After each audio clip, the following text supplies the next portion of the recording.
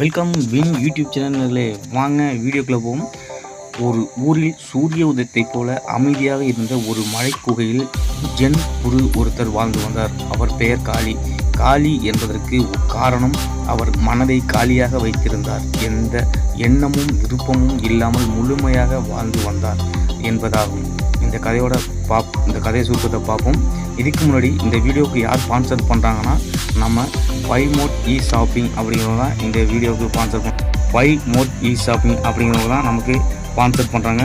இவங்களோட website link play ஸ்டோர்லேயும் இருக்குது, நம்மளோட டிஸ்கிரிப்ஷன் ஸ்க்ரீன்லேயும் கொடுத்துருக்கேன். நீங்கள் போய் செக் பண்ணி டவுன்லோடிங் பண்ணி இவங்கக்கிட்ட நம்ம பர்ச்சேஸ் பண்ணும்போது நம்ம வீட்டுக்கே டோர் டெலிவரி பண்ணுறாங்க. இவங்களோட பொருட்கள் எல்லாமே தரமாக இருக்குது.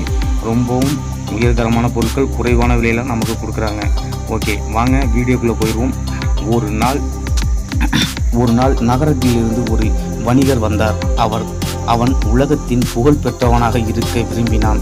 செல்வமும் கௌரவமும் பல ஆலோசகர்களும் இருந்தனர். அவன் மனதில் ஒரு களைப்பு அடங்காத ஊடலும் இருந்தது. வணிகர் காளியை சந்தித்து கேட்டான், உங்கள் கிட்ட ஒரு விருப்பம் உள்ளது. எனக்கு அமைதி வேண்டும். உங்களால் மெய்ஞானத்தை கொடுங்கள். காளி புன்னகையுடன் கேட்டார், நீ என்னை கொண்டு வந்தாயா? வணிகர் குழப்பமடைந்தான். இல்லை, நான் என்னை உங்களால் கொண்டு வரணும். என்ன உங்களை கொண்டு வரணும்? நீ சொன்னாய் அல்லவா, என் ஞானத்தை வேண்டும் என்று. நீ என்னை கொண்டு வரவில்லை, ஆனால் என்னிடம் இருந்து எதையாவது பெற விரும்புகிறாயா? வணிகர் இன்னும் குழப்பமடைந்தான். காளி அருகில் இருந்து தேநீரை கொண்டு 2 கோப்பைகள் தேநீர் வடிய தொடங்கியது. வணிகர் கத்தினார், ஐயா, நிறுத்தி விடுங்கள், அது ஏற்கனவே நிரம்பிவிட்டது என்றார். காளி சொன்னார், அதுவே நீ உன் மனம். ஏற்கனவே எண்ணங்களாலும் ஆசைகளாலும் நிரம்பி உள்ளது. அதில் ஞானத்தை நான் எப்படி ஊட்ட முடியும்? வணிகர் மௌனம் அடைந்தார். காளி மெதுவாக நடந்து வந்து வணிகரின் அருகில் அமர்ந்து, முதலில் உண்மையே பழைய அறியப்பட்ட நீயை விட்டுவிடு. அந்த நீ இல்லாமல் உண்மை அறியும் பழைய சிந்தனைகள், அடையாளங்கள், கடந்த கால வெற்றிகள், தோல்விகள் ஆகியவற்றை விட்டுவிடு. வணிகர் மெதுவாக மூச்சைவிட்டான். எப்படி விடுவது என்றான். காளி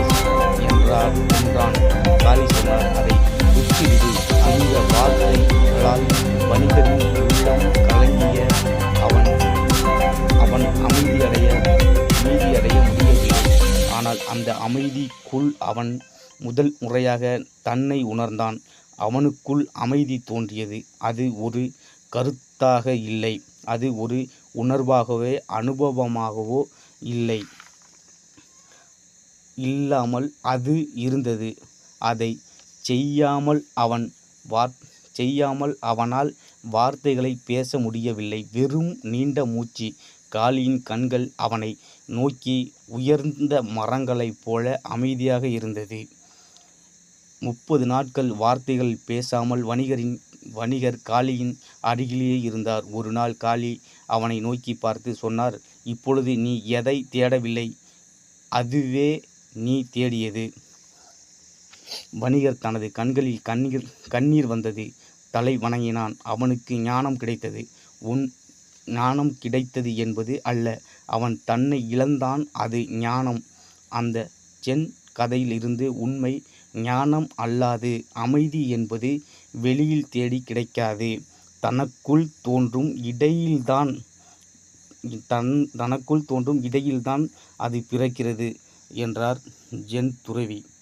ஓகே, இந்த வீடியோ பிடிச்சிருந்தா லைக் பண்ணுங்கள், ஷேர் பண்ணுங்கள், கமெண்ட் பண்ணுங்கள், ஆளுங்கிற பட்டன் தட்டுங்க. அப்போ தான் நம்ம போடுற ஒவ்வொரு வீடியோவும் உங்களுக்கு நோட்டிஃபிகேஷனுக்கு வரும்.